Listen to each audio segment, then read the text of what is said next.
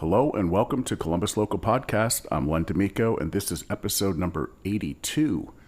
Tonight we have Joe Clouse. Joe, how are you? I'm good. Dude, it's so good to see you, man. It's ridiculous to be here. It is ridiculous because you're here tonight.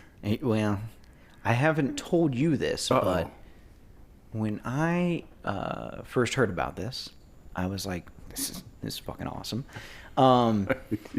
Thank you. I love that he does this for the scene because the scene is only as great as the people in it. And as soon as there aren't great people in it, it falls. And I never want that to happen because the scene is beautiful. It's full of beautiful people. It's full of power. It is diverse, Joe. Extremely diverse. But when I heard that you were doing this, I knew immediately in my mind that if you asked me to do it, it would be huge to me. It was something I wanted because I was like, awesome, you've made it. So secretly, when you asked me at the Willie Nelson Mandela show you came to that night, I tried to play it as cool as I could that you asked me. But inside, I was giddy as hell. That's so cool, dude. Oh, I was stoked when you asked. I was like, yeah, totally, Lano. We could do that. No big deal. But inside, I was like, oh. Well, your reputation precedes you, Joe. You're involved in a number of things, and I think you have an interesting music story, and you're making huge contributions to as many that cross your path, man. It's really awesome to sit down with you tonight and kind of talk through, what's inspiring you these days and your story and those things that get you motivated to be a part of the scene. The podcast is not about a person or an entity it's about the movement. It's the movement. It's the awareness of what's there. Mm-hmm. And honestly, Joe, you brought it up, right? Like the scene is cool, but it's much more diverse than many realize. Yeah. There is a substantial rock music scene that is continuing to march forward and mature and hone skills and evolve. There's also some other genres out there. There's some exciting stuff that's happening in Columbus, Ohio. You're probably a lot closer to it than I am. What are you seeing in the scene? I see an incredible amount of growth. I see an incredible amount of people in it, people who are invested in it. And not just people who are willing to show up on stage, but people who are willing to show up to the shows and support. And a lot of those people are in other bands, too. I think that's the biggest thing about the scene now. You look at the scene 15, 20 years ago, when I first got into the scene, it was so competitive. And if you weren't in the same band, you hated each other for some reason. And anybody who knows me knows that I talk about healthy competition. We can all love each other and enjoy each other's music. But, wanting to be better than somebody is a great mentality because it helps push you to be the best version of yourself. And I think as long as you have something that'll push you to be better than you think you can be, you will always be the best you. And the best of us is what makes the scene so strong and powerful. And I think that that's been the biggest change that I've seen in the scene, definitely in the last 15, 20 years. Oh, for sure. Yeah, I agree with you. I'm not as large a pillar in the community as maybe yourself, but I have participated, right? Like I've been out there with a guitar, on the weekends and doing the best I can and learning. There just wasn't a lot of resource starting when and that was the biggest 30 years ago hurdle or as well. There's a lot of challenge that goes into understanding what's there and being where you are. Where are you now? I mean, I know you've run sound and you still, I think, have a sound company. You can correct that if that's incorrect, but you're in a pretty awesome band. Yeah, man. I get to sing in Willie Nelson Mandela, which is... I'm going to be completely honest. My story with Willie starts a long time ago. I've known the band for 10 years, nearly. And they were the first band that I worked with that were my age. They played Pink Floyd. I'm a huge Floydian. And I legitimately remember mixing the first time I met them. I want to be in this band. Yeah. And then, 9 years later, actually, I mean, even 8 years later, I was asked by our former keyboard player, Nate, to join, and I just didn't see it. I was like, I don't have the time, man. I'm busy. I'm on track for like 135, 145 shows this year, and 6 of those will be Willie shows, which, I'd love to do more, but I'm very grateful to be in high demand. I love what I do, and so to be asked again, I just still remember Tom, our guitar player, and he reached out and he's like, "Hey buddy, how you doing?" We're just on the phone, and he's just like so coy about it, and I'm like, "What's up, man?" And he's like, "Hey man, would you like to sing in a band?" And I was like, I mean, like, I'd be down, but like, what band, Tom? And he's like, Willie Nelson Mandela. And I was like, what? Are you serious? I mean, yeah, man, let's do it. And Tom, That's so cool. Tom is I've shared the stage with a lot of people, and a lot of those people I'm still friends with, have great relationships with, love to death. But Tom is like my better half on stage. Like, I don't know. It's such a bromance, but I absolutely love him. And just having him on stage with you, with his immense talent, reminds me that I need to bring mine every night. So we just feed off each other. That's awesome, and that's what it's about. That's what I mean. The healthy competition. Right. When we all push each other, it's So it's how long ago were you asked to Willie Nelson Mandela? So the first time I was asked, I joined last year, so it'd be 2022. Nate Shaw, the former keyboard player, he was doing a Doors thing. He was playing Ray Manzarek in a tribute show. Nate's a killer keyboard player. I actually have a song coming out later on this year called Cold Winter's Day. It's a song about the day I found out my dog was terminal. My best friend, Zeppelin, who just passed in February. Sorry, man. It's a beautiful life, 15 years. And we were fortunate enough to get to bury him in the backyard, so we got a peach tree out there that he will, continue on through. But I have this song that I wrote, and it meant a lot to me. And it was about those moments in life where we all take for granted so much every day. And it was that moment where, death was coming. And it was the moment of realization of like, oh, yeah, nothing's permanent. And we're here. And so I wrote this song about, this relationship with him and everything. And it's one of the few songs where as I went and got more and more into it and finishing it up and getting happier with it, I was writing it for myself. And so just like these lyrics now are just really personal to myself. I like to write as ambiguously as I can because I like to connect as many people as possible with my music. But I'm really excited to release this song. But Nate wanted to work with me on a song, so I was like, dude, do the song with me. And I mean, he took this song from being what it is into what people will hear it as. Because Nate has some incredible gear. He's got Leslie speakers, he's got Hammond organs, he's got old school analog Moog processors, he's got Rhodes, he has the most beautiful Steinway piano. It's like late 1700s that he can play. It's the most beautiful sounding piano. So I'm really excited to release that song later on this year. Can't wait. Me neither. Yeah, I mean, so that was that has been 3 years. You say you have 145 gigs this year, like total for the year. Yeah. Where are you guys playing? We play again October 19th at Park Street Tavern. 2024. Yep. And then October 20th at Loose Rail Brewing in Canal, Winchester. Okay. Yes. All right. And where can we see your gig schedule? You have a Yeah, you can find us at willienelsonmandela.org. We are an organization. We're legitimate. It's always funny to tell people that because it's usually Facebook. It's a business. Yeah, I mean it's a 20-year entity. It's been around for a long time. They've been doing it. They've built this brand into what it is. Tom and the guys, and Tom's the last original member. And I'm just lucky to be a part of it, honestly.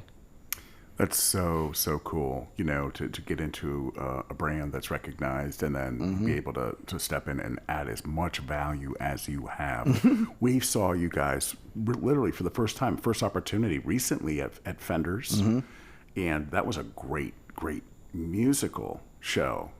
The band is really, really seasoned. Yeah. And you're fronting that project. That band is really a great gelling presentation. I don't know how to put it. It's a little formal, but just a great show, man. I mean, we just loved every freaking show, every song that was on the set, and a lot of musicians were there that night that we were there. Yes. Very, very intrigued by what we were all grooving to. It was a lot of fun. I appreciate that. Yeah, it was great to see everybody Very out. musical. Yeah, and that's Tom. Tom takes music, and I don't even know how to put it. He understands that there's this show that we have to do. We have to show up. We have to perform. That's our job. But Tom tries to take everything into account and make something special out of it. And so he's an arranger. He is. Yeah. And the songs that he chooses, we'll go through songs and we'll mention songs left, right, here, and it's always, it doesn't fit the aesthetic. And it's like, yeah, no, you're right, because it is. I mean, every single musician, every single band, no matter how much we want to admit it, is a brand. Everything's a brand now. Yeah. Willie Nelson Mandela's brand is lava rock, Americana. We've gritted it up and made it a little more what it is since I've joined. But it's unique, and that's what I like about what we do. Like, you can go see a lot of cover bands and you're going to hear a lot of the same songs, and they're all going to do them very well. And it's going to be a wonderful time, but I like it when we do songs that nobody else is doing. You know what I mean? It gives differentiation, something special. You know what I mean? Like when I looked at the set list like 2 months before, and I was like, 50 Ways to Leave. We're gonna do Paul Simon? What yes, you are. And that we did, and I was like, okay, this is awesome. So yeah, man, I that's what I adore about Tom. He's a big picture guy. He likes to really make it unique. Joe, how long have you been a vocalist? My whole life. My mom is a good singer. My father, not so much. But they're both musically inclined. My dad's a harmonica player. He also has taught himself piano. And my mother, she is a singer. And so I was raised Baptist. And so, we would do hymns and all of that stuff. And I just immediately clicked with music. I fell in love with it right away. I remember one of my earliest memories with music being, I don't know why, but Gloria Estefan. I just loved her. I was like 5 years old. And for whatever reason, I wanted to have Gloria Estefan. And so we had a living room, a bunch of windows, no TV. All we had was a beautiful stereo in there. So I just remember being this 5-year-old little boy just shaking his butt to and it's just a bunch of memories of that. Yeah, exactly. Yeah, good music. Yeah. Groove. And I'm lucky to have been raised by people who, my parents are both, they're both boomers, so they're older, so they've lived through a lot of music. And so I've got to live through that music through them. My mom's a huge Elton John fan. My dad's a huge Simon and Garfunkel fan. My mom's a huge Motown fan. Oh, I love Motown. I do too, man. And I'm kind of visiting some of that stuff, and it's just a lot of fun to play, especially the bass lines. The bass lines, the music. It's a lot of fun. And that's the craziest part about Motown is how much of it was. I mean, it was a perfect machine. It was like it was another assembly line in Detroit, and a lot of those people don't get their due, unfortunately, because that's just how the industry is. But yeah, man, what they made was legendary and timeless. And not only that, completely changed the way our country operates and thinks. And the Temptations literally told, venues, we're not going to perform if you don't allow our crowds to commingle. Right. So what happens in the history where they don't exist? Right. Is there still segregated crowds? Like, that's just crazy, man. You know what I mean? Like, it's just a band. They're not...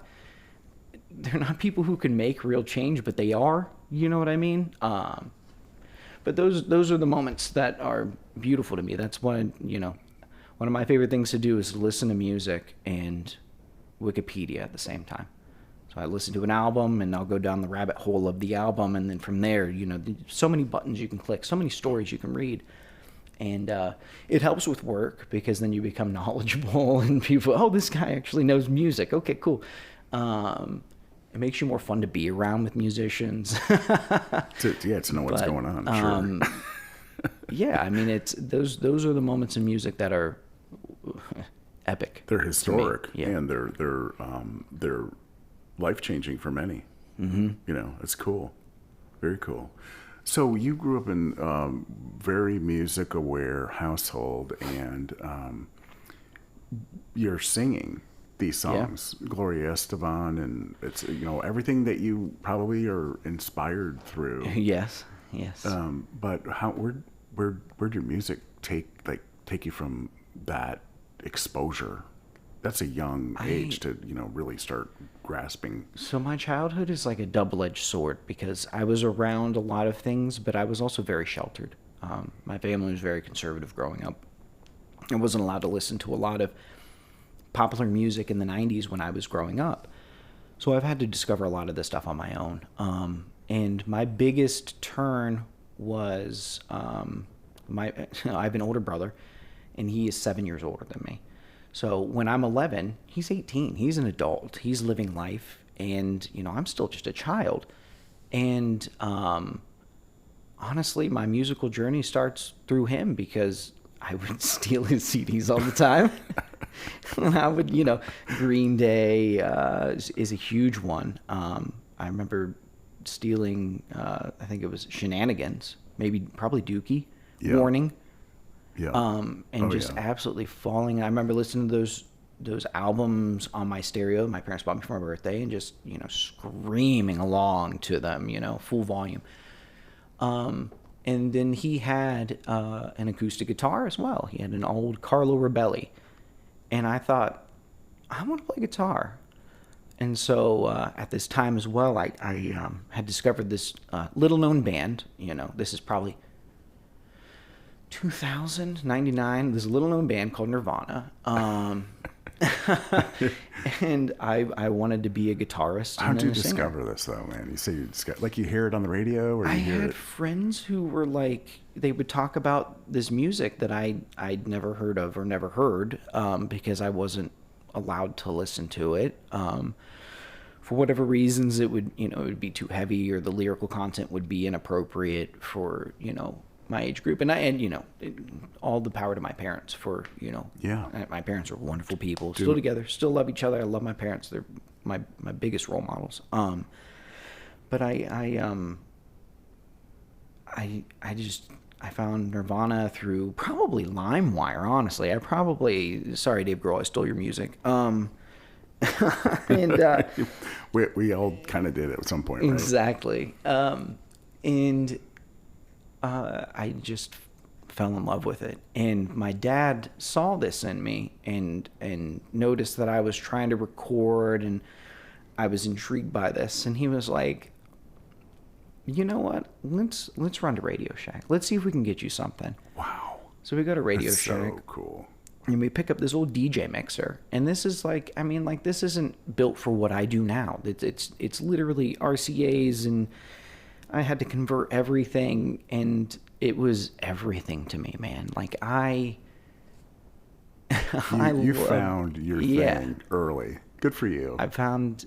Yeah, but you had your father that supported it, which is just awesome. My first mixer was because of my pops. Yeah, my dad's an IT guy, so he loves technology, and so I got lucky with that. In that, from a young age, we had a computer in the house. We had a second landline for our own internet. You didn't have to lose the internet when someone else called. And he knew that technology was a necessity to do things, go places. And he bought this old mixer, and I just converted plugs, whatever microphones I could get my hands on, and I would record myself playing music on this thing and just like listen back to it and just thought I was the shit, man. Like, and yeah, it really showed me what I wanted to do. I knew what I wanted to do. The biggest problem with knowing what you want to do, though, that young is, especially growing up in a conservative household, is how are you going to do it? How are you going to have a successful life with this? My parents didn't really see a path to it. They wanted me to go to college. They wanted me to get a regular job, and I never did. And it was tough. And I remember wanting to go to the recording workshop when I was 18 and telling my mom, and she was like, well, make a plan. And I am awful. I'm a lot better at making plans now, but like as a kid, man, we're kids. Yeah. I was in a band. I was going to make it. You know what I mean? I didn't have to worry about this crap.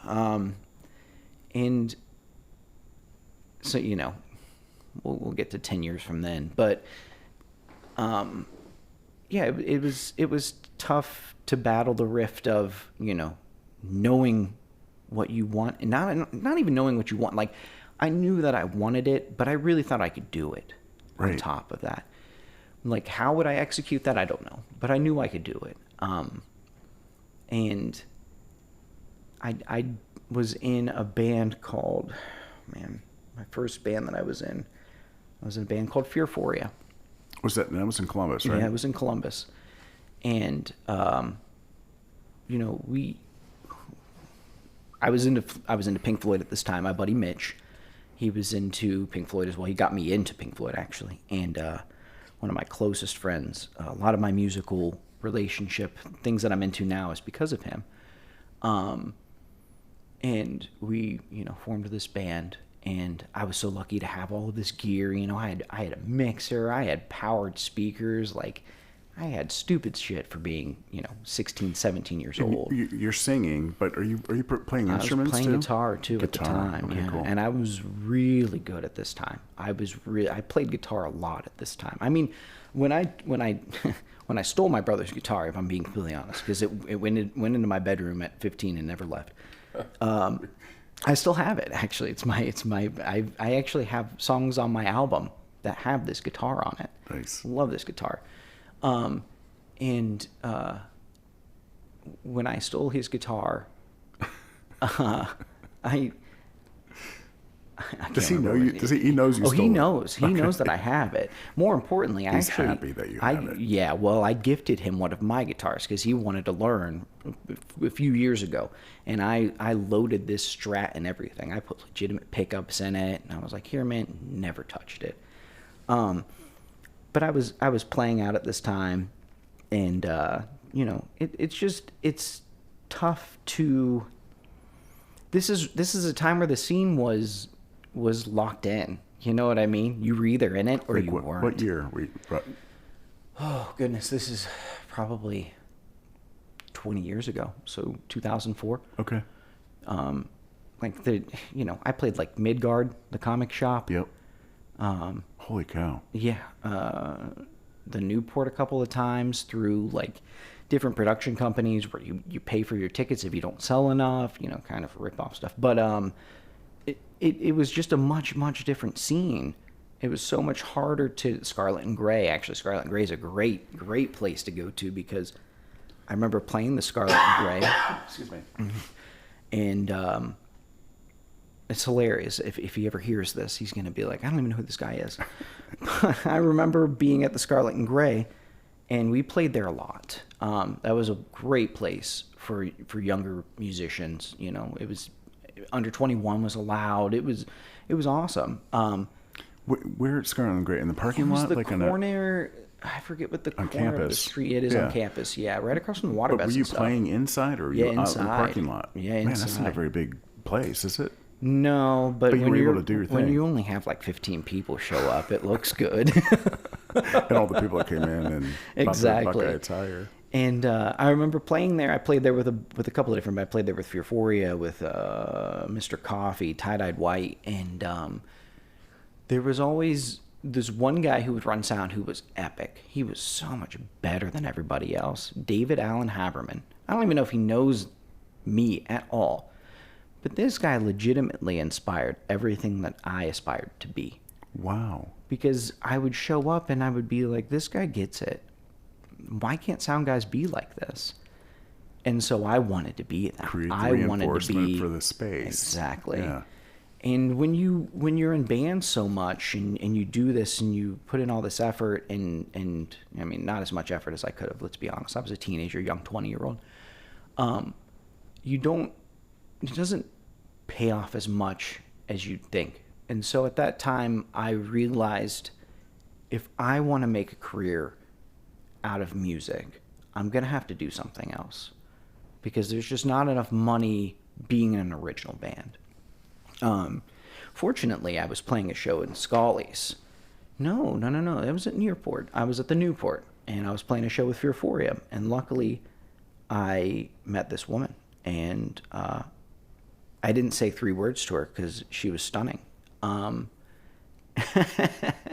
She's sitting in this room. Is she in the room with us? Yes, she is. She is. And, life changed a lot from that point. A lot of things about myself and who I knew I could be, who I thought I could be, because I then had this person who believed in me. Right. And so I played in these bands, and I worked for McDonald's for 10 years, man. From 16 to 26, I gave my life to this company because my parents instilled in me that if you stick and are loyal, you'll be taken care of. I was running a store by the time I left, but I didn't want to do it anymore. And luckily Sarah was, gracious enough to back me up with finally going to the recording workshop. And so I finally went to the recording workshop. At 26. 20-ish. 26, 27, yeah. Because it was late spring 2015. So 9 years ago. And what is 25. What is the recording workshop? The recording workshop is an incredible program, an accelerated 6-week program in Chillicothe, Ohio. You learn to become a sound engineer. And they teach you everything you need to know to become as great as you want to be. Okay. They won't teach you how to do it. They give you the tools. But they give you all the tools. Nice. I mean, the first time I sat behind a console, I was nervous as hell. But I knew that I knew it. You know what I mean? I mean, like, I've been playing with mixers since I was like 12 or 13 when I got the DJ mixer. I bought another mixer when I was about 16 or 17. I mean, dude, my great-grandmother had a Tickle Me Elmo that I ran into a microphone on a delay because it was just the coolest fucking thing. Yeah. Just like over and over. It was hauntingly cool. But not normal 16, 17-year-old experiences. I wasn't out running around with my friends being cool. I was playing with a mixer. That's pretty cool, though. It is cool. I'm not going to lie. But I knew that I would have to do something else. I didn't have to stop doing it, and I didn't. I would never stop writing music. Honestly, when we get back into Willie later on, we can talk about that more. Sure. But so I had to quit McDonald's because it was taking so much from me. I was running a store. I was miserable. I was like 27. And I just couldn't do it anymore. And so I left. I just did collections for like 3 months. And then Sarah was like, you need to just do the recording workshop. Just quit, do the 6 weeks, and then let's figure it out. Cool. Yeah, thank you. Kick me in the ass. Let's go. So I go, I do it. Seriously, absolutely. And, I finished top in my class. It was an incredible experience. I got to meet wonderful people. I got to learn so much more about things that I already somewhat knew. And from there, I wanted to work in a studio. I wanted to be a studio engineer or, producer or anything like that. Just let me work in a studio. That's what I wanted. And so I sent out a bunch of emails to a bunch of different places, some local studios. I sent one to, Sarah and I are both huge Ani DeFranco fans, so I sent one to Righteous Babe Records in New Orleans. Like, nice. Ani would hit me up. Nice. Dream big, I guess. I don't know. Don't stop, man. Don't stop. And nothing panned out, of course, because it's such an impossible market to get into. And so I went back to work. I went and got a job at Guitar Center. My buddy worked there, my buddy Nick. And somebody I've played in with a bunch of bands. And on Morse Road? Yeah. I've run into you guys a million times, yeah, I'm sure. I'm sure, man. I was there for about 3, 4, 5 months, something like that. And then, where you graduate with the workshop, with the recording workshop, different opportunities come up. And so I got this email from Jim Rosebrook. I don't think he's with the workshop anymore. I'm not sure. But he sends this email to people. Hey, Saito Downs is looking for an AV tech. Okay, cool. I don't want to work in live sound. I don't want this job. Sarah, you should apply. You have a great person, dude. That's so have cool. The best partner in the world. Bless her heart. I wouldn't be right here if not. She's all giggly in the chair. Yeah, well, she's, it's the truth. And so I apply, and I get a call, and I'm like, okay, I don't want this job, but I'll entertain this, whatever. Check it out. And I get a couple interviews, and they're like, we want to have you come out and run a night. We'll have somebody here. Live Tech was doing everything for them at this time. And so I'm like, okay, well, fine.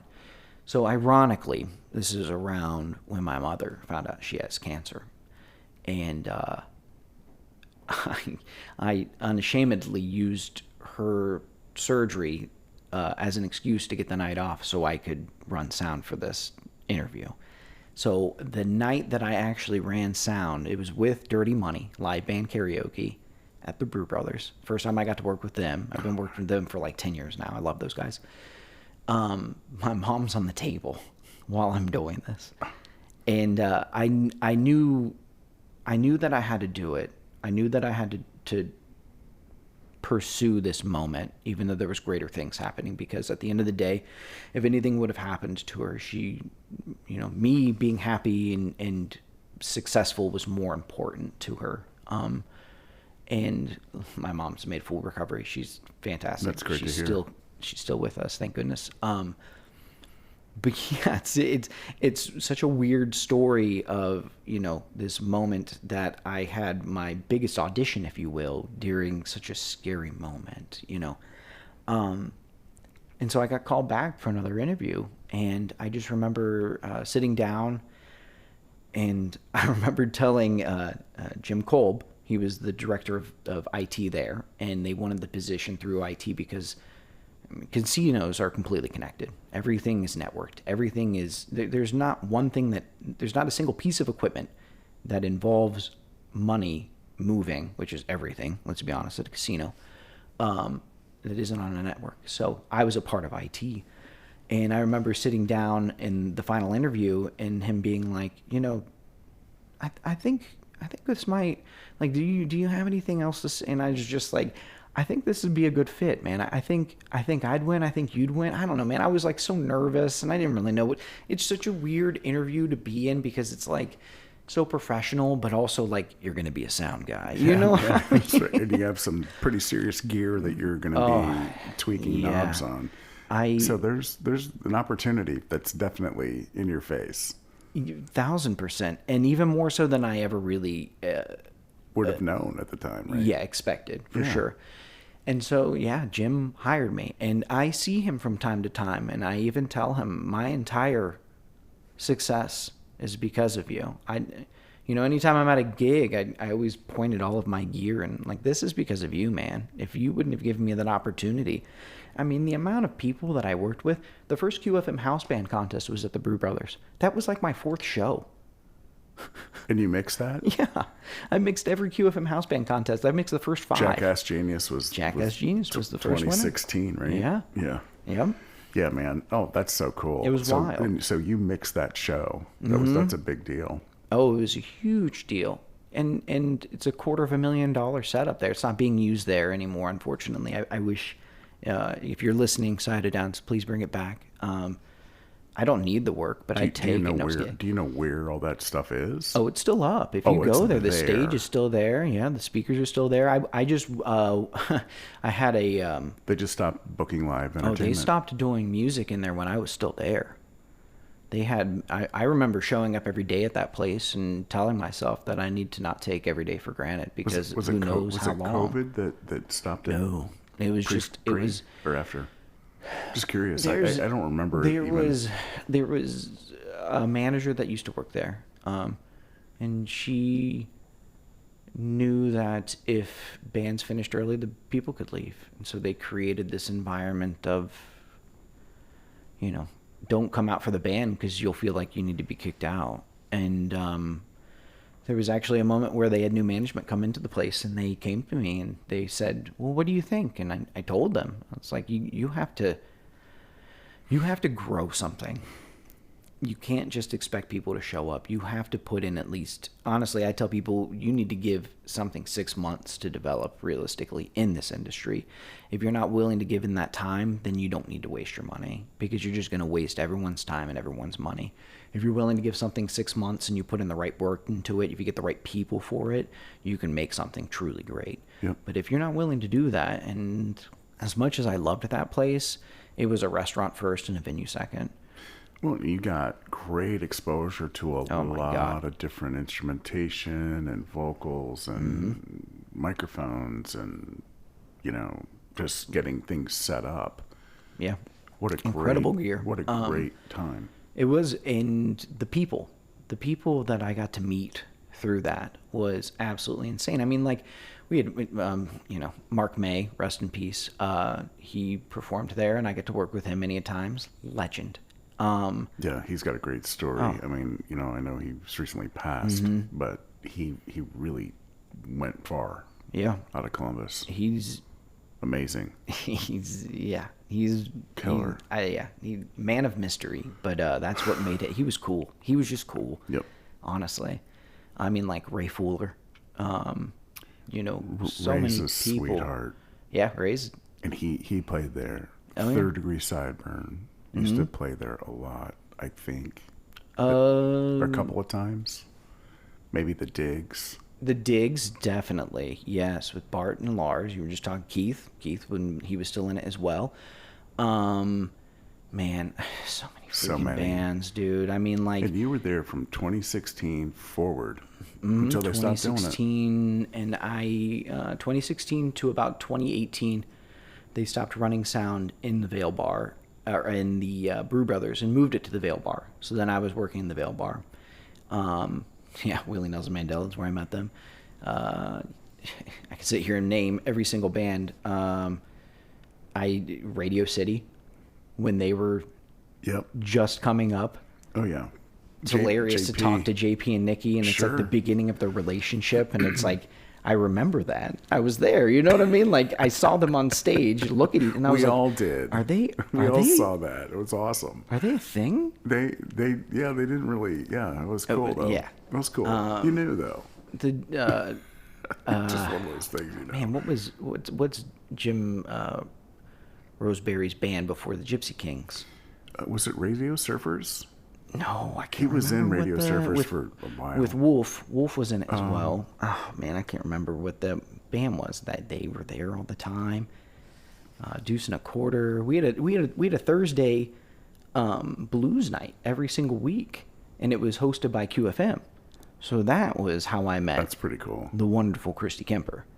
Yep. And anybody who knows Christy, she's awesome. She's an electric human being. Oh yeah. She's not just good on the radio. She's good out in person. there. Oh my God, yeah. She's out. Listen, Christy and Jimmy, when they're out doing their shows, right, with Jimmy fronting the Gypsy Kings. I was just with them Saturday. It's a party, man. It's a great. Were you amazing. running sound for them? Oh, yeah. Oh my gosh, I didn't realize you ran sound for them. We were at Alibis too, so it was loud. That band, I've never heard that band sound as good as they do right now. They are a powerhouse band. They are Gypsy Kings. epic. Yes. And Epic Jimmy, band. I mean, all the players. And I worked with a lot of people in radio because of that job. A lot of them are, all of them are fantastic. Nobody was like Christy in person. No. The other people, She's real. You kind of understood why they were on radio, because they weren't. Some of them didn't like people, and that's okay. I get it. So it's tough. But for Christy, it's not just a job. It's who she is. It's her life. Seriously. Right? She's out with humans and helping them and helping to make them feel good, helping to add value to their lives. She's doing a lot. She does a lot. She works very, very hard. And she's one of the most energetic MCs for any event. And she does it. She works a lot. Yeah. And she does a lot for local music. Yes. Huge supporter. Lots of facets. So for you too, right? Inspirational person, 1,000%. Even more so because Christy Kemper was one of the first people who told me I need to leave and start my own company. Really? Yeah. Run your own sound company. She said, you need to leave this place and start your own company. You would do fine. And she was right. Yeah, no, I'm sure. She was absolutely right. She did, but there's always the next step of that, though, right? And that's gearing up to do live sound. Absolutely. For, I don't know if you do your own for Willie Nelson Mandela. I do when we're at different places, sure, absolutely. When there's not an in-house. When there isn't an in-house, scenario, even sometimes when they have an in-house system, like Park Street, I'll still run our sound. But I mean, like, an RTA to me is just another way to view music. And I can look at a real-time analyzer and I could know what a mix might need. I don't know. It's dumb. That's cool, though. I tell people all the time. That's stuff that I would like to learn. If you want to learn how to produce and mix music, watch it. Because you'll see how it works. Okay. You can look and you can see like a spectrum of 20 to 20,000, and you can see the whole mix. And so you can see, where the cymbals happen, and then you can see where the sibilance of the vocal happens and how it all ebbs and flows, and you can see the kick drum work, and you can see the bass spiking behind that. So is the goal to have that array of frequencies filled and separated? Absolutely. Do you want to see space in between? Or do you want to see it? It's a You just little want bit to of both. see a dynamic kind of blob Definitely. rolling around like this. Definitely dynamic. That's the luxury we get with live audio, though. Okay. There's no time adjustment to spread out a measure of the guitar player who might be a little ahead. I'm making whatever the case may be. I'm making every piece sound as good as it can together, and I can't really do anything outside of that. No. I don't get the flexibility of saying, all right, they're going to play. The band has to cooperate, right? Well, and so does the talent meter. When you're in a studio, you know the song's in A, so you know what you can tune the drums to, you know what frequencies are going to work best for the guitar, and then you're going to go on to the next song, and that song's going to be B in flat C or B or whatever. Yeah, whatever. And so you know what exactly. Wow. And so every song gets to be different. But with live, we only get one chance. So you just make everything sound as good as you can, and you just produce it as you go.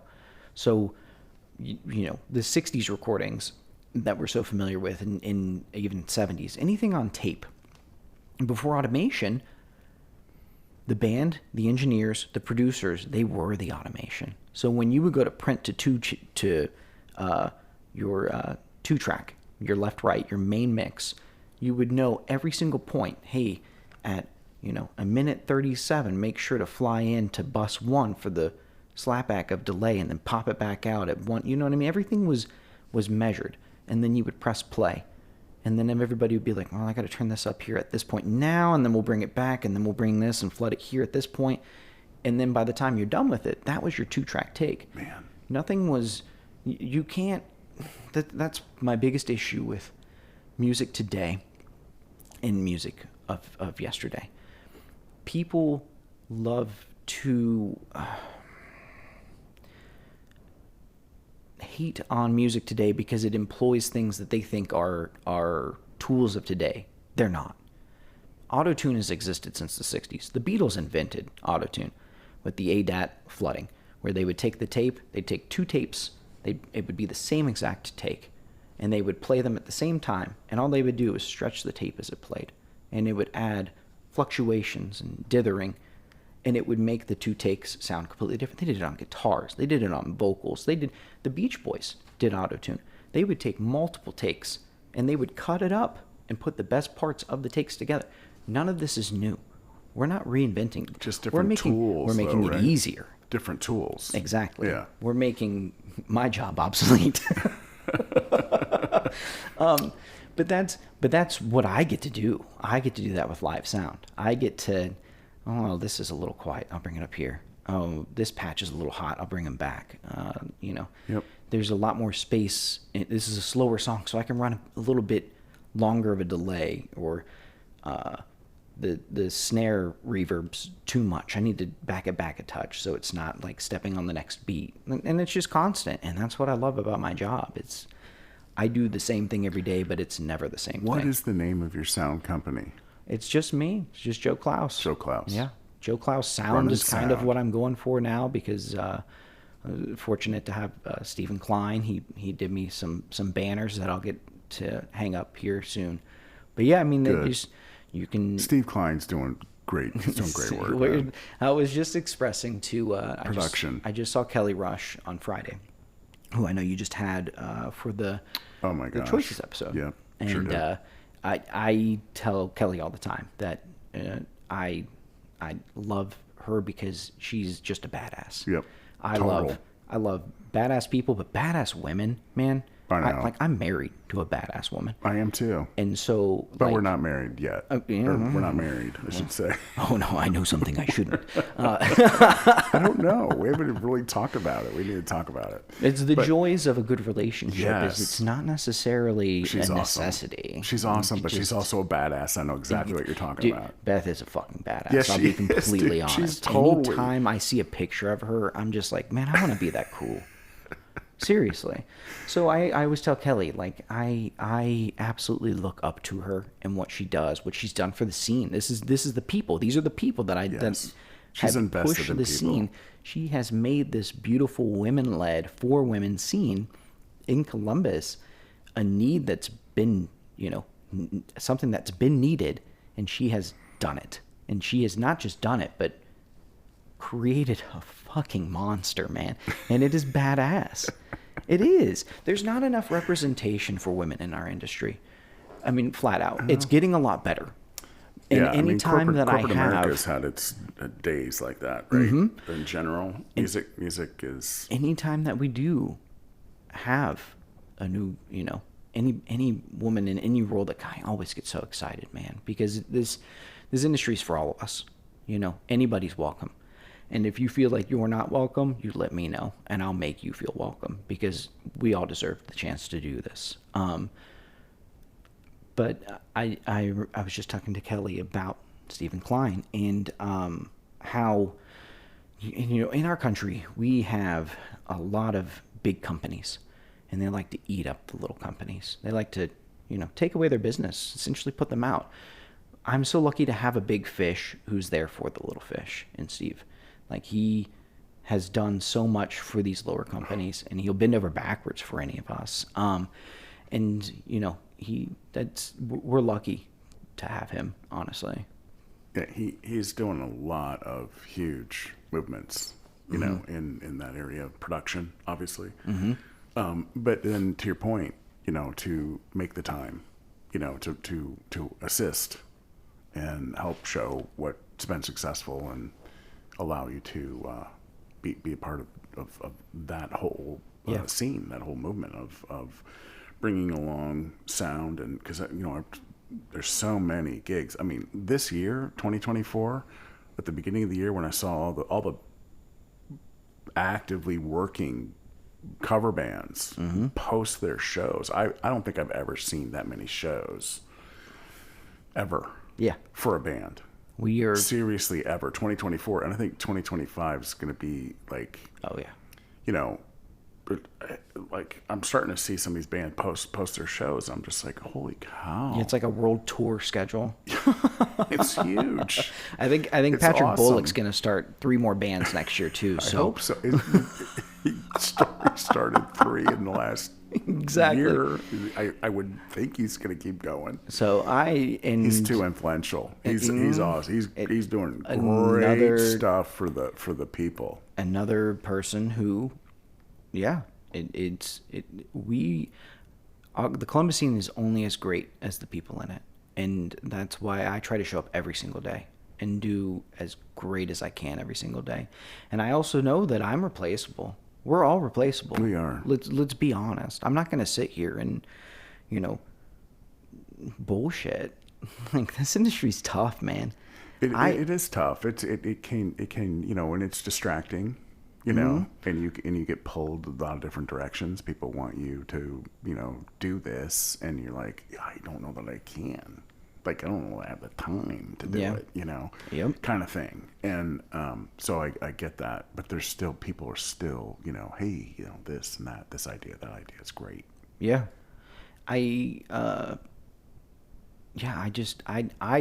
I will go down fighting before I stop doing what I'm doing. That's good, man. When you say this, you're talking about running your sound company Anything. and participating in creating music and performing Being a part music. of the scene, I guess. Yeah. I love being a part of community. I love to contribute to something. I've always wanted it to be more than just me. And that's what I love about this job. That's what I love about everything I do. The people I get to work with. I mean, like... I get that, man. Totally. The community has embraced me so much. I mean, they pay my bills every year, man. Like, it's stupid. You know what I mean? Not like, stupid, dude. You found your thing. You found your passion. Absolutely. Your natural passion, then you're doing it. You're blessed. A lot of people, some people I'm never find it. extremely They don't lucky. find it, or they're searching for it still. I'm extremely lucky. And trust me, man, you're young enough. There's going to be a lot more. No, It's awesome. I'm really excited, and I mean, like, I'm only 36, man. My goal is 105. I want to live to 105 years old. So I've got 79 years left. Is that right? Is that math right? No, that's not right. Something like that. 69 years left. Yeah, no, I'd like to do this as long as my ears will let me. Without a doubt. I love hearing it. But I love when I know that you're mixing a show, and I love when you're going to be performing in a show. I appreciate that. That's good stuff. It's my favorite thing to hear. Especially, it's nice to have the band say, you're our favorite person to have come run sound. You're our first call. I love that. You know what I mean? Like, that's what I strive for. I never want to have mediocre sound. I want to use every single facet and tool that I have, and I have immense tools. I mean, we are so spoiled nowadays with digital technology. I could sit here and talk about my X32 console for the next 2 hours if you want to. No. Let's make that another episode. Yeah, exactly. Let's make it a deep dive episode. I think there'll be a lot of people that would be interested in that. They would actually, maybe you should do something that you could get paid for that, because that's valuable information. I do that I wouldn't episode. want to give it away, man. In the next year, I'd be out of business because everyone else they're just running their own sound. Some skills, but sound though, it's a subjective thing. Absolutely. What sounds right to one person is different for somebody else, and 1000%. How do you deal with that? There's she's what do I say all the time? What is sound? Sound is sound. Sound is absolute. Sound is absolute. A guitar is going to sound like a guitar. A vocalist is going to sound like a vocalist. Everyone's voice sounds different. So it's just a matter of making that sound work, period. But the most important thing I do is I make sound work in a space. And that's really what I get paid for. That's the key, man. That's the key. You have to play to yourself. You know, that's a lesson that a musician many times never learns. I've worked with them. It's just, then you know, because you don't know. Yeah. Yep. Or you refuse to believe that that's the right answer. It's like, I think because when I listen to the radio, that guitar or that bass line or that vocal is so huge. Well, what you don't know, if you're not acclimated to the absolute, is that those are time effects typically that are bringing all of that out. It's a perceived volume. Oh yeah. It's a space perception of that sound, right? Versus, you know, everything's on 11 in a room this size to get that sound. You don't have to. You don't have to do that. Not today, not anymore. I remember in the 80s, maybe, sure, but maybe even the 90s, but not today, man. No, I mean, I work with a lot of people who do direct guitars, and if you know how to mix directing guitars, you can make them sound good. And I get it. I really do. But if someone shows up with an amplifier, man, my job is capture what they're playing. And it's yes, that's a very simplification of it. But to me, I am the I'm the glue between the band and the crowd. Yep. If the crowd's not moving, I take that personally. So then I figure out what I need to be doing. I probably need more low end, honestly. That's usually what it is. And so I am a caterer. You can ask anybody I work with. Anything they want, anything they need, I'm going to do. Because if I can make them happy before we even start, they're going to have a great night. And if they have a great night, you know what's really easy? My fucking job. Everybody's happy at that point. Absolutely. And that's the thing about musicians that I hear from a lot of people, is that musicians are difficult to work with. They're not. Musicians are the easiest people to work with, man. You know exactly what a musician wants anytime. If you're playing guitar, I know you want to be able to hear your guitar. I know you're going to want to be able to get your tone. Meet me halfway so we can save space in the room for vocals, and we'll both be happy. Yep. And the crowd will have a good time. Exactly. Because they'll be able to hear it in that space. If you have a good amount of kick drum, a great bass to accompany it, and vocals in your mix, you're probably going to be okay, honestly, man. The only thing you'll get killed about over being a sound guy is if you can't hear the vocals, honestly. That's it. Yeah. But yeah, man, I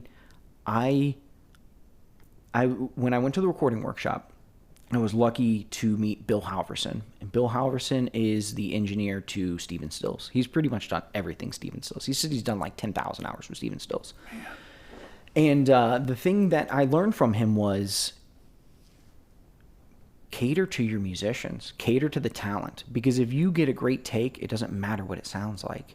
Because a great take is a great take. It's always going to sound great. It doesn't matter if it's perfect. That's one of my biggest tips with music nowadays. Everything has to be perfect. It's so dumb. It just needs to be great. And he was working with, he worked with them on their first album, and he told the story about how they were doing Sweet Judy Blue Eyes, the opening track on Crosby, Stills, and Nash. And Stills is in the booth, and he wanted to play in the dark. And so it's just, nothing but the red light of his Fender amplifier. And he's sitting there and he's diddling away on his guitar, and Bill keeps compressing the hell out of it because he's just playing so lightly and keeps compressing it. And all of a sudden, Steven's like, all right, I'm ready. And he busts straight into ding, ding, ding, ding. And the compression is just like, it's just clamped down. It's just absolutely just like destroyed everything. And so for the entirety of that take, he was thinking of excuses of how to get out of, ruining that take for them. And Steven gets through the take. He comes out of the booth. He starts high-fiving David Crosby and Graham Nash. Like, man, that's our sound. That's it, guys. You did it, Bill. And he learned in that moment that, what we expect of audio is not what you should strive for. You should strive for different, better. And that led to his relationship with them. And then Crosby, Stills, Nash & Young, they want to record. They're at a different studio. And this is back in the day when engineers weren't people you could just have come in. It wasn't like producers where it was, I want this producer. They come in on the album. You record it wherever you want.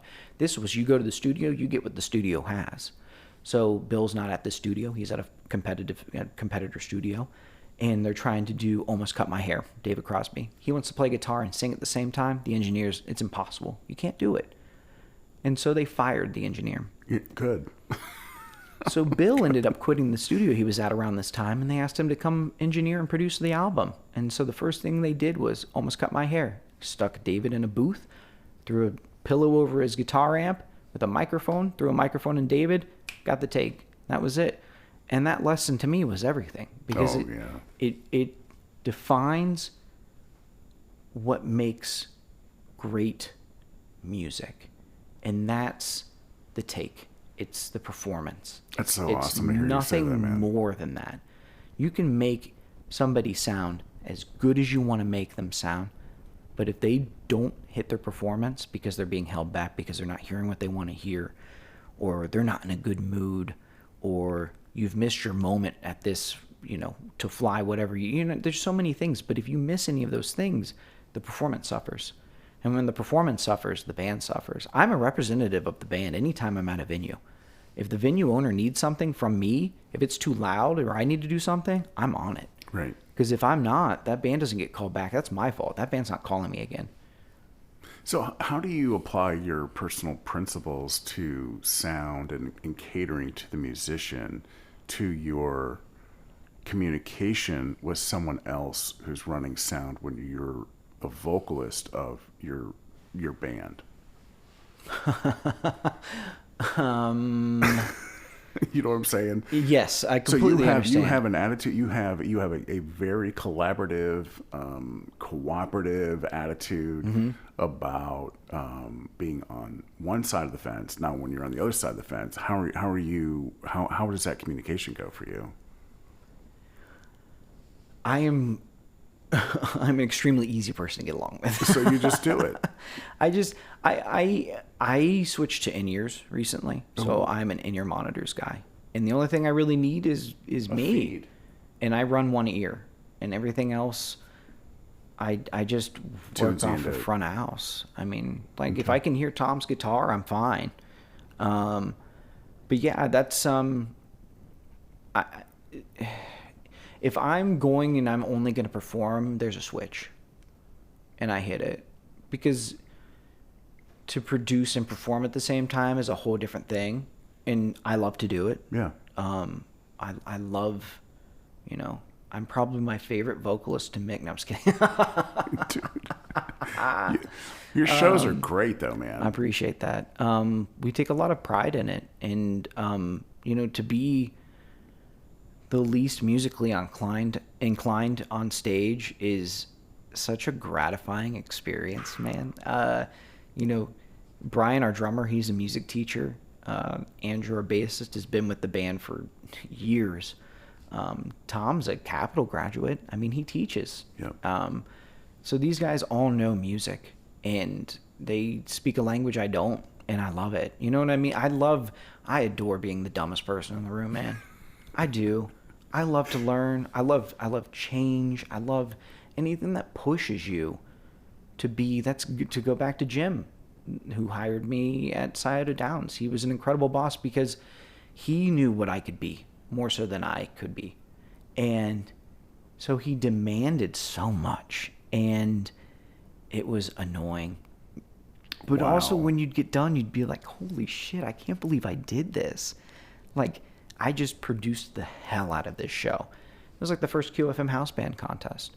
It was just like, bravo. You get done and you're like, I'm still high off of the whole production because everything's just bang, bang, bang at this show. I mean, you're talking 200 people in a room, and it's asses to elbows.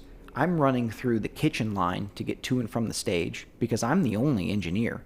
So I'm moving every single mic, every single person, every single band. I'm removing mics off of drums. I'm moving mics off of guitars. They're helping them load off. I'm moving mics back onto the next band. I'm running back to the console, or I would mix monitors with the iPad from the stage. All right, we're good. We would bounce. I'd scream back to the console, and on my way there, Christy's announcing them, and all this and that.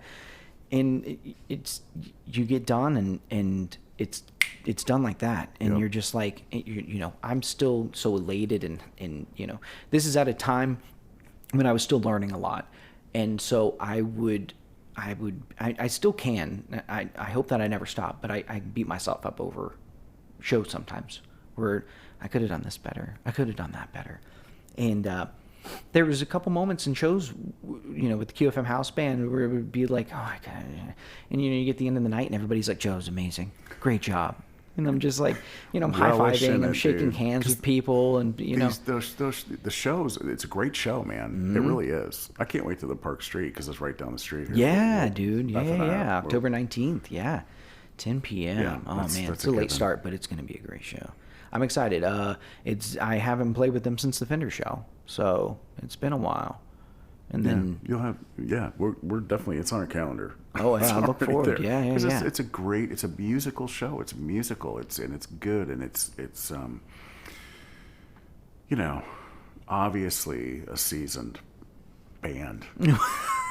meaning it's high quality. I appreciate that. That. And you fit right in, man. Thank you. You're doing it, and so we'll be treated with most likely your production in there with sound, it seems, because or do they have their own in there? They have their own people. Okay. I've run sound. It's not a large club. It's one of my favorite clubs, dude. I love it's Park one Street. of my favorites. I tell everyone it's my favorite shit in the whole place to play. It's really and not, it is. It's really not that to me. It's a legit. Oh yeah, club. Absolutely. I don't mean anything bad by that. I mean that there's no expectations in that place. It's so exactly. It's so whatever you want it to be. There's no, you don't walk in, it's not like this pristine place, people with suits and ties, people aren't eating dinner. But you go there, you could see your band, you could see Third Degree Sideburn, you could see Sean Booker. Yeah, Sean's amazing. You could see Distorted Silence. Yep. And every one of those bands creates their own scene. It creates their own vibe. You walk in, it's like, ooh, this is rockabilly. This is hop, jump, and dance. Your band, Willie Nelson Mandela, is gonna create its own vibe. You know, it's like its own little mini amplifier in that venue. It's a cool place. It's a wonderful place. I really like that place. Yeah, it's one of my favorites to play. It like I said, it just feels. It's one of those stages where you get on, you take your 6-inch step up on the stage, but that creates this looseness for you. You know what I mean? You don't have to feel. There's shows where you show up, like we did New Year's this year at I can't even remember what the place is called, but we did New Year's, and it was, what was it? Yeah, no, we got whispering. Sarah. Okay, it's in the East Market, but anyways, we did New Year's, and it's a stressful show because you're everyone's entertainment for the night. And if I have a bad night or someone has a bad night, we ruin someone's entire New Year's.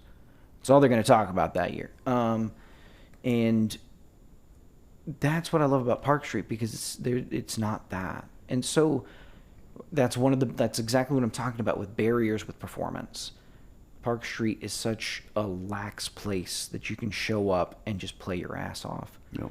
And the room is beautiful and historic and bunch of brick and concrete, so everything's just explosive. But there's no expectations. So you get to just go up there and do your thing. Be dumb. You know what I mean? Thing. Exactly. Yeah, it's awesome. It's why I love that place. Yeah, definitely. That's homie. I'm looking forward to it. I probably won't see Tom until then, and I'm jonesing to see Tom. I love seeing Tom. We're so damn busy, man. He's always on tour or something. So you're not regularly rehearsing? You guys just have your show. We will practice sometimes, yes. But yeah, I mean, it's really just a matter of the nice thing about it is the expectation is show up ready. Yeah. And That's the band I'm in now. Like, we don't even rehearse. We just, like, here's a set list. I'm like, okay. Yep. Show up at 7:00 at this venue. I'm like, all right. Yeah. I mean, it's foreign to me, but I guess, you reach, if you're musical, mm-hmm. you ought to be able to do it. Absolutely. Absolutely. And it does work. It works. And the healthy competition helps because everyone shows up. And that's what I love about Tom is, we'll have text messages after a show and be like, oh, it was great. Is this? Tom will be like, well, I think the vocals were more like this, and the bass was, and sometimes this with that, and I'm just like, yeah, no, I'm fine with that. Yeah. Because in order to be our best, we have to be honest with each other and ourselves. Yeah. And if I'm not good one night, you need to just fucking tell me. Because if not, then I need to step up my game. That's a good attitude. I don't think you have any of that to worry about, honestly. None of you guys. Everybody. I want everyone to have that attitude. Oh yeah, yeah, but without a doubt, man. I think a lot do. I Oh, mean, 1,000%. That's the best part about the scene. You learn it, or you do something different. Mm-hmm. Everybody wants to be the best, and I want everyone to always strive to be the best, because then it creates this incredible monster. You know what I mean? Something so impactful. Someone's made a podcast about it. There's more than one out there. There's good podcasts out there about Columbus music. Yeah, I'm on one. There really are. Oh, I'm sure. I'm excited. And I really, for this one, it's really a personal passion because I've been doing this privately for years, just getting to know people and what they're doing and what inspires them and their gear and talking to drummers, talking to bass players, talking to guitarists and vocalists, and really, in all different genres too. I mean, just it's a representation of what's happening today with Columbus Local Podcast. It's covers a lot of ground for me in regard to personal interest, podcasting, music, audio recording, audio mixing, audio mastering, which I don't really do. I don't do the bad. I don't remix. I don't throw in the little, cool little bells and whistles of sound effects and no spoken ads. None of that. There's no sponsorship. Nothing's happening. Not to say that it couldn't, it might at some point, but then again, that's not important. What's important is getting the word out about the jewels that is everything you've been talking about tonight. Just the folks that invest in the time to be the best they can be, to learn about what the best can be, and contributing and being a part of all of that's happening. And there's so much. And it's just like, when you discover it and you see it and you start participating and going to shows, it's like, wow. There's some great folks that are out there just enjoying what they're doing and doing it with their friends, hopefully, and having a great time with it. Our scene is definitely, if you're willing to dip in a toe, you will get shoved in. Without a doubt. There have been some really helpful folks in your story that we've heard tonight, but I think that's very much the case with many, right? And if someone's reaching to you to help you, don't close that door because they see something that you may not. And they may have some feedback that you should probably take some consideration. 1,000%. To keep rolling if that's what you want to do, right? Yeah. But if you're happy doing what you're doing, on setting up at High Street, busking acoustically, and that's your thing, do your thing. Yeah. That's part of your thing. That's part of your passion. And for you, you're still pursuing your dreams and you're still doing the best you can with 1,000%. With also helping others along the way, which is really the awesome part. Oh, I'm extremely grateful at everybody in this scene who reaches out to me. I've got probably 40 plus shows for next year already. I mean, it's awesome. It's absolutely awesome, and it makes my night to see them. You know what I mean? It's one thing to get to work for them, but to work with them is everything, man. And I always approach, I work with a lot of people for the first time. There's probably over 50 bands that I've worked with, probably over 60, 70 bands in my entire career, but currently probably around 40 plus, 50 plus bands. That are working with you for sound? Yes. Okay. And that's a lot of bands. Yes, it is. I'm very fortunate to be in demand. And the best part about my experience in what I do and how I'm able to navigate what I do is I understand this industry is extremely different than any other industry. If you go to another company and you tell them you have this experience, they're going to trust you and they're going to want you to do the job. If you work in this industry for the first time and you have the experience that I have and you need something from a musician, you can't just tell them because they don't trust you yet. You have to prove yourself in this industry to everybody you work with. So, I'm so lucky to get to work with these people over and over and over and over again to the point where they trust me. And that makes our relationship so much better because I'm able to do what I can do at a whole different level. I was just with Jim Roseberry on Saturday. We were at Alibis and, just being able to work his monitor out for him. You know what I mean? Like, and just deliver for him. Yeah, dude. And make it right for him. To be there for him. Right. And that moment right there, an hour before we even start, has defined the entire night for him.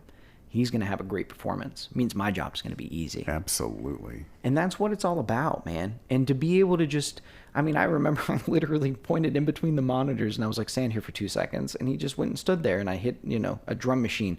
And I was like, can you hear it? And he's like, oh yeah, that's perfect. But you can't do that. The first time I work with him, I can't do it. Hey, stand here. Who the fuck do you think you are? No, just make it work. You have to build that relationship. And so it's always a pleasure to get to work with people for the first time. It's so much more of a pleasure to get to work with them for the second, third, fourth time and build that relationship and that friendship. I genuinely love everybody I work with, man. And it's not just over 40 bands in the Columbus area. Oh yeah. Only. Yeah, I strictly work. Who are the ones that have the majority of your time? My biggest client this year was the QFM House Band, Rock This Way. Okay. Yeah. Good. Davey McCandlish. Yeah. And his father, Dave. That's a fun show. Those guys, man. I get to work with some amazing vocalists. You do. I honestly can't think of a single band that I work with that has a mediocre vocalist. Everybody's fantastic, and I'm not bullshitting. Davey, though, he can sing Steve Perry, and to me, Steve Perry is the greatest ballad singer of all time. Period. I don't think that will ever change in my lifetime. He's amazing, and so what I get to do with vocals is dependent on the vocalist. You know what I mean? And again, I don't work with anybody who's not good. Everyone hits their notes. Everyone's fantastic. But the things I can do with Davey's voice is just dumb. I can sit there and I can throw a delay on like 60, 70% and I can flood it. And it's just there because he's his note. He's there in that note the whole time. And it's just dumb. It's just dumb. But yeah, the Gypsy Kings, I worked with a bunch. Yep. All the OBET stuff. Every summer, the Full Throttle Thursdays, which I got into again through QFM because they used to do their bike nights there for the first year. Very cool. And just all these working relationships that continue. I just have somebody that I don't even know who just reached out the other day. Hey, people have recommended you. Do you do sound? What do you charge? All this, that. And, it's nice to have new clients. It's nice to have not a night off. That's what I like. Good for you. If I could work 5 days a week, I would. Wow. Do you do lights too? Mm-hmm. Oh yeah. So sound, lights, and then obviously you're with your band. Mm-hmm. Yeah, Willie and then Nelson we'll play, Mandela. and I like to run our sound too whenever I can. I'll do that. I think at Loose Rail on the 20th of October. I think I'm running our sound. I ran our sound I was talking about my full circle moment at Cider Downs. We played the Vale Bar about 2 months back. And it was really cool to see a lot of people that I used to see when I worked there. And, you know, they're like, "Oh, you're running sound tonight? That's cool. What's the band?" "Oh, it's my band." Willie Nelson Mandela. "Oh, holy shit." Yeah. And so, you know, I got to run sound in a room that I used to run sound in for a band that I met by running sound in this room. Like, it was truly, man, it was an epic moment, man. It was one of those moments where you're just like, I can't believe this is my life. And I've had a lot of moments like that doing this. And I packed up all my gear and I was ready to go. And I was like, I have to go see the old room. I have to go see Brew Brothers. And so I go, and they have it roped off. You can't go in. So I can only see it from like 200 feet away. And, you know, the truss lights are off. They used to have them. The truss lights used to always be on. They liked them on because it matched the aesthetic of the room. The truss lights weren't on. And just like these little nitty gritty details that defined my life for years that now don't matter. And it's just crushing. And I was this close to reaching out to security and being like, "Hey, make a hall pass. Is so-and-so still work here?" You know, trying to schmooze my way to get into the restaurant just so I could go, you know, and just be on the stage or, you know, look under the skirt of the stage and see if the subwoofers are still there. You know, just dumb shit that I love, man. And it was a beautiful night. It was a little heartbreaking because to see it not in use is tough. Because it could have been something really special. It was. Yeah. But it could have been, I mean, like you really could have. Well, keep talking to him, man. You never know. I wish I had that power there. I never had that power there. Yeah. Even as the AV head. I mean, like I ran all audio on that place. And at the track, I was in charge of that. I inserted new filters and all kinds of stuff digitally in the background of that place and cleaned up the audio at the racetrack. I created better system for the audio they would use for the paging system on the back of the track to keep all the horse racers and teams in check. So the cool. Speakers in the casino, you know, I was in charge of all of that. I was not prepared for that job. I'll be completely honest. But you made it happen. I did make it happen. It's a great 17 bullets on your resume. I was given an opportunity and I knew that I couldn't piss it away because It was few and far between. For a job I didn't want, it was amazing. But good for you. It's heartbreaking when they redid the Vale Bar there. They didn't ask me anything. They didn't ask me, "Hey, what should we do? What would work best?" Because at the end of the day, they could have made that space inside the center of the casino into a tiny little venue. And they could have had some seriously great music and made a lot of money. Kind of like what they have at Hollywood. Mm-hmm. Is Hollywood but even still more doing so music? now. And that's David Allen Haberman again. He ran the sound there. Okay. Dude who inspired me to do this. Dude who doesn't even know me. Good shows there, too. Yeah? Yeah, there were. I mean, I haven't seen them advertised in a while, so They I didn't know. do solo acoustic there now. Okay. I think something like that. Man. Yeah, like I saw The Fix and, you know, what's left of them, right? But like that kind of a show, like, you know, some of the touring, you know, 80s acts that are still out there doing their thing blew through, you know, those brought me to the casino, you know. I'm one of those people that just, oh, geez. Well, not in excess, but like The Fix. Oh, let's go see The Fix. Played all the hits. Nothing wrong with that. And the new music was cool that they played, but it didn't have the impact that it had of the 80s. Yeah. Hits, you know. Probably less drugs now. I hope so.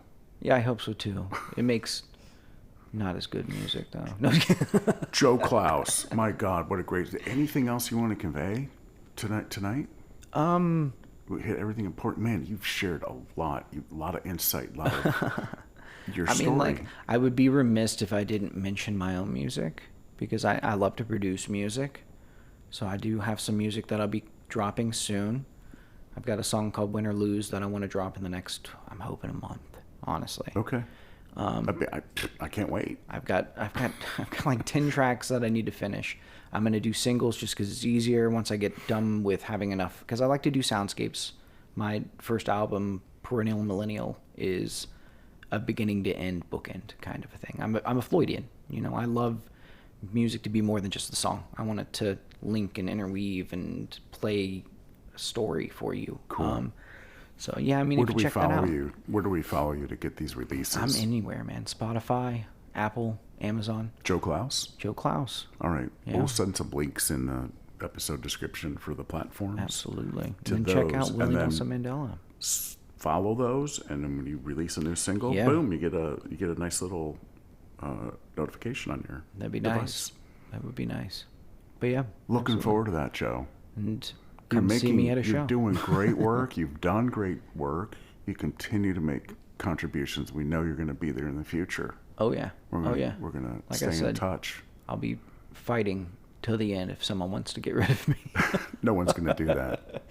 No, I really look forward to the scene becoming what it can be in the next 5-10 years. If we keep, if we all keep our foot on the gas.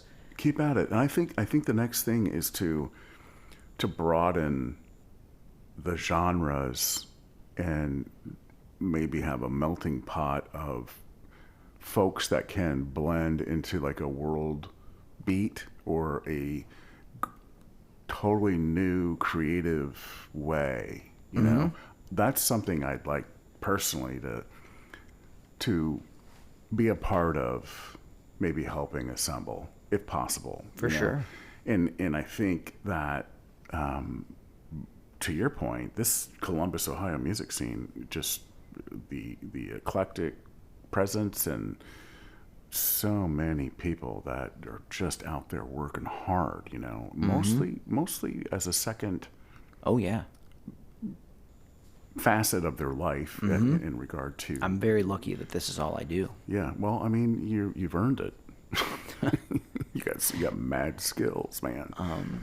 But yeah, I remember telling people 3, 4, 5 years ago, this is the strongest the scene's ever been. And then every year, this is the strongest the scene, and it's just a broken record now. But it's great, and it needs to continue. And I look forward to being a part of it. Great That's message, what I man. like. Yep, great message, and we'll continue to look for your announcements, and we can follow you and get a load of your original music that you're Man. working Check out on. Perennial Millennial, man. Absolutely. Awesome. Yeah. Joe Clouse, frontman for, Willie Nelson Mandela. and you are an entrepreneur with your sound company, and the name of that sound company is? Clouse Sound. You can find me on Facebook, or maybe attach my phone number to this. Whatever you want. I don't I'll know that I just would say attach it. my phone number because it's a global platform. It's up to you. Well, that's fine, man. If someone in Japan needs sound and they're willing to pay for it, I'll be there. I would tour in a heartbeat. I really would. If somebody wanted to take me on tour, I'm there. Let's do it. Let's go break the mold. Make it happen. Mm-hmm. That'd be cool. Absolutely. All right. Well, Joe, thanks again. Appreciate your time tonight. Thank you. Thanks for what you do.